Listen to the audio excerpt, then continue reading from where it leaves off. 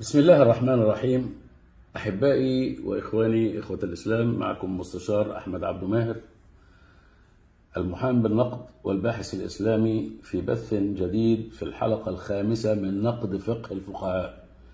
وننقد الآن الشيخ محمد الزغبي اللي ليه قناة خاصة بيقول فيها سمومه زي ما هو عايز براحته خالص، وانتوا بتصدقوا. الناس دي ما تكون لهاش شعبيه الا بحضراتكم، لانكم بتصدقوهم. لو كنتوا بتنقدوهم، لو كنتوا بتقولوا لهم وقفوا، كانوا فرملوا شويه. انما العمليه ثابت خالص، والدين اصبح فيه خرافات كثيره جدا جدا جدا جدا. لانه فضيله الشيخ، شوف هيقول ايه فضيله الشيخ على الابل اتخلقت منين، وازاي تاكل الشيطان والجاموسه اللي كان اصلها جن. شوف هيقول ايه. انا عشان بس اسيبكم الاول تشوفوا هو بيقول ايه عشان تشهدوا على نفسكم. اتفضلوا.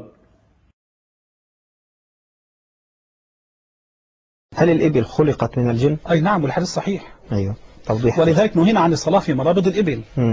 وهي الحكمة زي ما بقول كده، الحكمة نحن نؤمن ونوقن بما صح من المنقول. يعني نحن نأخذ ما صح من المنقول لا بما تستحسنه العقول.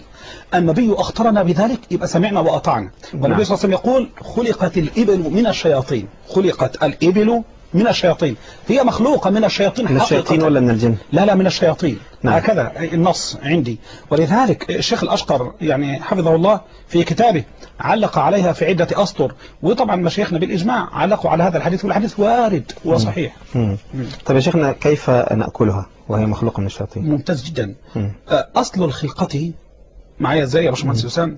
يعني لا تعتمد على الإطلاق على ذات الحكم. يعني أوضح المسألة. تفضل. يعني الشيطان هل نراه؟ لا. إنه يراكم هو وقبيله من حيث لا ترونهم. طيب لو أن الشيطان تشكل بصورة جاموسة، وسقطت الجاموسة وذبحها الناس ولم يعلموا أنها إيه؟ شيطانا، جاز أكلها أم لم يجوز؟ جاز أكلها. طيب هذه خلقها الله تبارك وتعالى من طباع هذه، لكن خلقها بلحم وعظم وأحل لنا طعمتها. خلاص يبقى الحكم يندرج عليه. طيب يا شيخنا،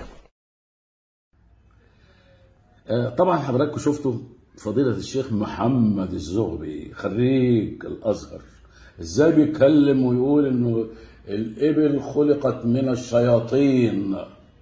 مش عرفك يا فضيلة الشيخ؟ إذا كان ربنا سبحانه وتعالى بيقول: أفلا ينظرون إلى الإبل كيف خلقت، هذه الآية بالذات ما يفهمهاش أي حد من الجماعة المشايخ. ليه بقى؟ أمال مين اللي يفهمها؟ يفهمها دكتور خريج كلية الطب البيطري، عشان يفهم كيف خلقت الجن، متأسف، كيف خلقت الإبل.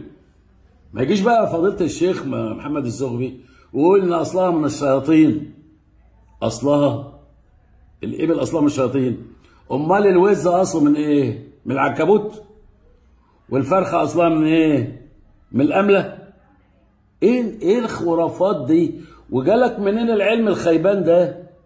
وبعدين هتقول لي أصل في حديث بيقول كذا. هو الحديث ده مش ظن الثبوت يا أستاذ؟ مش تتقي الله شوية؟ مش ظن الثبوت وظن الدلالة؟ أي حديث ده، كل الأحاديث المتواترة في طول الأحاديث وعرضها حوالي 10 بالكتير. 10. كل الأحاديث ظنية الثبوت وظنية الدلالة. هتعمل لي دين وتعمل لي حلقة تلفزيونية ويصوروك وتعمل لي فيها شيخ طمطم علشان خاطر تقول إن الإبل خلقت من الشياطين، وربنا بيسألك وربنا بيقول لك: أفلا ينظرون إلى الإبل كيف خلقت، تقول له أصل خلقت من الشياطين؟ لا، عاوز إيه بس؟ يعني أقول إيه بس البعيد؟ ده حاجة تفلق يعني. اسأل يا أخي دكتور بيطري هيفهمك ويفهم شيخ الأزهر.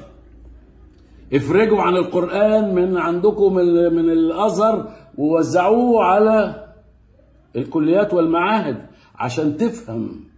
أفلا ينظرون إلى الإبل كيف خلقت، والسماء كيف رفعت، والجبال كيف نصبت، والأرض كيف سطحت. تعرفوا كل حاجة. هتلاقي أساتذة الجيولوجيا دخلوا في الموضوع، أساتذة علم الفضاء دخلوا في الموضوع، وأساتذة كلية الطب دخلوا في الموضوع، وهيفهموا أكتر منكم. بدل التخاريف اللي انتوا قاعدين تقولوها لنا دي. الله. وبعدين تعالى هنا بقى، ايه حكايه بقى انه الجن لو اتقلب جاموسه فداسته عربيه فنلحقه واحنا نذبحه وناكل لحمه ويبقى حلال؟ ايه الهطل والعبط ده داخل جراب الدعوه او داخل جراب الامر بالمعروف والنهي عن المنكر؟ انتوا اصلا بتفهموا دين ولا ما بتفهموش؟ بتفهموا اللي بتقولوه ولا ما بتفهموش؟ هل يصح انك تقول كده للناس عشان تشك بقى انت قلت ان الجمل او الابل مخلوقه من الشياطين، يبقى البط والوز مخلوق من العفاريت، ويبقى ده مخلوق من مش عارف من التعابين، وده مخلوق مش عارف ايه دخلك في المنطقه دي يا فضيله الشيخ محمد بيه الزغبي؟ ربنا يكرمك.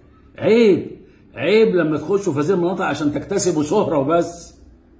زي اللي بيقول لك يجوز مضاجعه الخادمه، زي الافندي اللي بيقول لك انه نقتل تارك الصلاه، زي الافندي اللي بيقول لك ان الرسول طلع ايده وسلم على سيدي احمد الرفاعي، الرسول طلع ايده من القبر وسلم على احمد الرفاعي.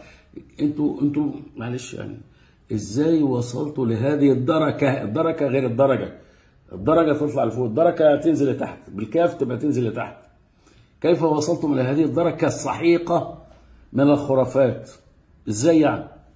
وبتنشروا الكلام ده على الناس من غير ما تستحوا، وما فيش نيابه بتحاكمكم على التطرف ده. ما فيش نيابه بتحاكمكم على الفتنه دي. انتوا المفروض تتحاكموا، مش احنا بقى اللي نتحاكم عشان بننادي بالعقل، بنقول ما فيش قتل مرتد، بنقول ما فيش قتل تارك صلاه، بنقول المسيحي مش كافر. انتوا عملتوا عنصريات وعملتوا دمويات ونهبتوا دور وقصور واستحلتوها. اهو شوف، اسال الشيخ محمد الحويني. اذا توقفوا شويه عن هذا الهطل، والناس بقى تتدبر شويه اللي بيتقال لها، وما تحاولش ان هي تتصور الثقه وترمي الثقه الكامله لامثال هؤلاء، لكل هؤلاء. واحد بيقول لك ان الدين، ان القران ربع الدين، تثق فيه؟ ربنا اللي بيقول ما فرطنا في الكتاب من شيء، عمل الكتاب ده ربع الدين والسنه هي الثلاث ارباع. قالتم والتاني عمل مزايده، قال لك لا 15% بس القران ده وال85% سنه. فقيه وبيطلع في التلفزيون. اذا الناس دي يا تتعلم يا تسيبنا خالص، ولا ارفضوهم ولا تشوفوا لهم مصيبه. انما كده ما ينفعش. خربتوا بيت البلد وخليتوا الناس مش فاهمه حاجه وماشيه في ركابكم لانها بتثق فيكم. استغفر الله العظيم الذي لا اله الا هو الحي القيوم واتوب اليه. يعني اسال الله عز وجل لكم الهدايه. شكرا يا اخوه.